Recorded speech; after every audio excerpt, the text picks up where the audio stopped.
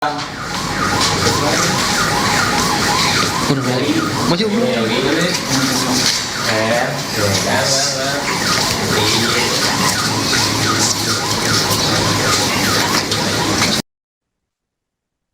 Banten telah menangkap pelaku pembunuhan terhadap sopir taksi online yang jasadnya ditemukan pada Minggu 30 November di Jembatan Cimake, Kecamatan Pabuaran, Serang, Banten.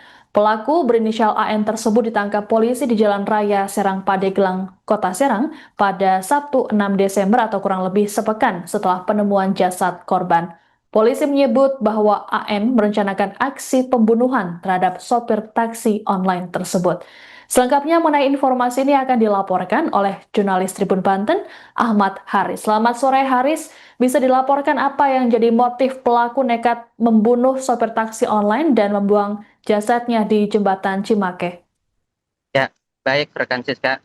Berdasarkan keterangan dari Direskrimsus Polda Banten Kombes Pol Dian Setiawan bahwa motif pelaku melakukan nekat melakukan pembunuhan terhadap sopir taksi online adalah didasari keinginan mempunyai sebuah kendaraan roda 4 atau mobil. Tersangka pelaku berupaya untuk mencuri mobil dari atau yang dimiliki oleh supir taksi online untuk melakukan tanggal 3 November 2025 dari Cikupa, Kabupaten Tangerang dengan menggunakan akun fiktif bernama Dede, lalu berangkat bersama dengan korban yaitu supir taksi online dari Cikupa, Kabupaten Tangerang menuju Kota Serang, tepatnya di area sekitar kampus UIN Sultan Maulana Hasanuddin Banten. Ketika sampai di lokasi kejadian, tersangka langsung melakukan aksinya yaitu membunuh korban dengan cara mencekik leher korban dari belakang dengan menggunakan kawat. Selama kurang lebih 1 menit proses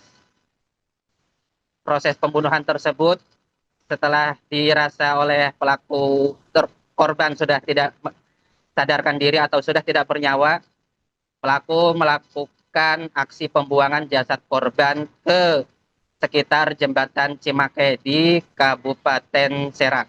Demikian, Baik, rekan Siska. baik. Haris, lalu apa modus yang digunakan pelaku saat beraksi dan juga apakah ada pelaku lain dalam kasus ini?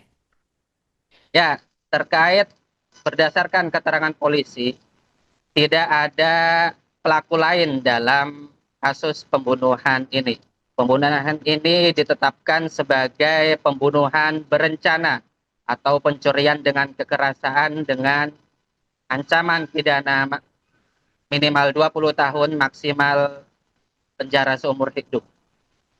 Baik, lalu apakah polisi ini sempat mengungkapkan alasan pelaku ini kenapa alasan pelaku menargetkan sopir taksi online sebagai korban dan juga apakah pelaku ini memilih korbannya secara acak? Ya, benar rekan Siska. Pelaku memilih korban secara acak melalui aplikasi online. Jadi sang pelaku melakukan pemesanan secara acak dengan harapan korban atau supir taksi yang dipesan adalah dalam kondisi sendirian atau tidak sedang bersama teman. Jadi sang pelaku bisa melakukan aksinya dengan leluasa. Seperti itu rekan Siska. Baik, lalu bagaimana dengan sosok pelaku sendiri? Apakah sebelumnya juga punya catatan kejahatan? Berdasarkan keterangan Direskrimsus Polda Banten, Kombes Pol Dian Setiawan, pelaku adalah baru pertama kali melakukan aksi kejahatan atau bukan residivis. Jadi ini adalah kejahatan yang pertama kali dilakukan oleh sang pelaku yang didasari dengan motif karena berkeinginan punya mobil, seperti itu. Baik, lalu apa saja barang berharga milik korban yang kemudian dibawa atau dicuri oleh pelaku?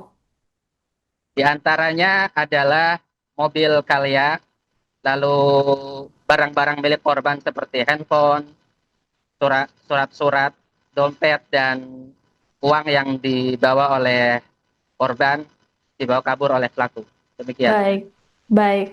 Terima kasih laporannya jurnalis Tribun Banten Ahmad Haris melaporkan terkait dengan kasus pembunuhan driver taksi online di Serang. Selamat bertugas kembali. Dengan identitas korban setelah diproses dengan keluarga betul itu adalah keluarga beliau, ditambah lagi dengan barang bukti yaitu berupa identitas dan kartu BPJS si milik korban yang masih tertinggal di mobil yang berhasil diamankan dari pelaku.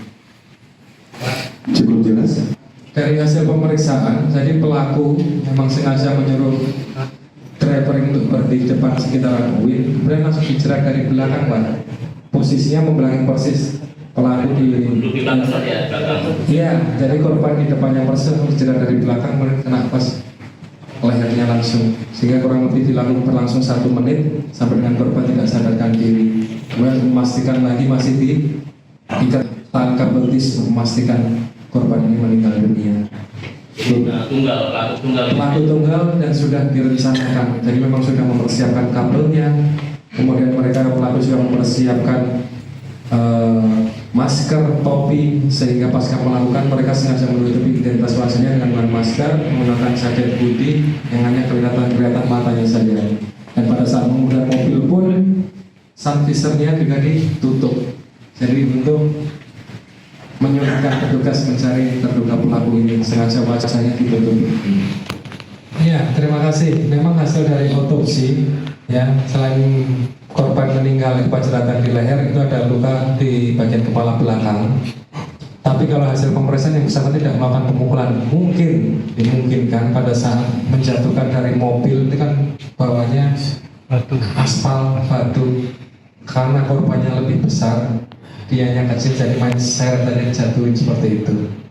Kemudian untuk tadi sudah mempersiapkan alatnya, kabel, lakban. Itulah yang kita katakan pembunuhan berencana. Karena mereka sudah merencanakan untuk melakukan pembunuhan, menguasai barang korban tadi itu. Makanya dia sengaja mempersiapkan kabel tis, kabel jeratnya, bahkan pasca melakukan pembunuhan dia. Ya, baik, terima kasih rekan media. Jadi pada hari ini kita melaksanakan press conference tentang tindak pidana pembunuhan berencana dan tindak pidana pencurian dan kekerasan, yang mana diawalin tentang adanya temu mayat tanpa identitas yang dibuang di bawah jembatan Pabuaran. Dari situ tim gabungan dari Resmob Subdijatan Reskrim Polda Banten dengan Satreskrim Polresta Serang Kota, kita melaksanakan rangkaian penyelidikan untuk mengetahui siapa korban ini. Ya, jadi dengan alat inavis kita, identifikasi kita dapat berhasil mengidentifikasi identitas korban, yang kemudian kita cross check dengan keluarganya di daerah Tangerang, menyatakan betul dari keluarganya, sehingga dapat kita ketahui profesinya adalah sebagai sopir gokar. Nah, dari sini kita melaksanakan rangkaian penyelidikan siapa yang memesan pada dini hari tersebut, diketahui yaitu adanya sebuah akun yang diduga fiktif atas nama Dede, dan kita terus melakukan rangkaian penyelidikan sehingga pada tanggal 6 kemarin kita berhasil melakukan penangkapan terhadap terduga pelaku, tepatnya di Jalan Raya Serang Pandeglang di depan Rumah Sakit Bayangkara. Adapun pelaku ini adalah pelaku tunggal, yang mana motifnya yaitu pengen menguasai barang-barang milik korban, baik itu mobil ataupun handphone, dan mereka dengan cara memesan Grab dengan akun fiktif kemudian melakukan pembunuhan. TKP pun tepatnya dari depan UIN, yaitu dengan cara menjerat menggunakan kabel, dan untuk menghilangkan jejak membuang jenazah korban ini di bawah jembatan Pabuaran. Kalau di tempatnya sendiri itu sudah direncanakan belum Pak, tempat pembuangannya? Kalau tempat pembuangannya ini belum direncanakan. Jadi pasca melakukan pembuangan memang korban ini pada dini hari mencari tempat yang sepi, kemudian untuk membuang jenazah korban ini. Kemudian untuk korban sendiri kita jerat dengan pasal 340 tentang pembunuhan berencana dan 365 ayat 3 tentang pencurian dengan kekerasan, yang ancaman hukumannya adalah maksimal 20 tahun penjara. Pelaku mahasiswa Pak Dito?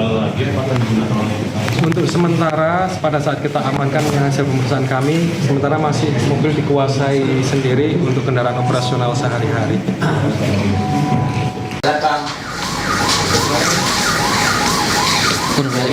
Maju bro.